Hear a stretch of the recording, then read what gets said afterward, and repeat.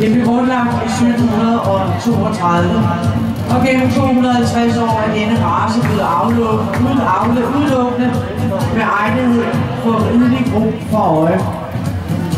verdenskrig, det var intet mindre end en katastrofe for avlen, og det var via nogle helteformodige folk, at det lykkedes at redde et lille antal hopper og hingste ud og bragt til det, der senere blev til Vesttyskland, og her er avlen så fortsat. Og henerne har også i høj grad været brugt til krigsbrug.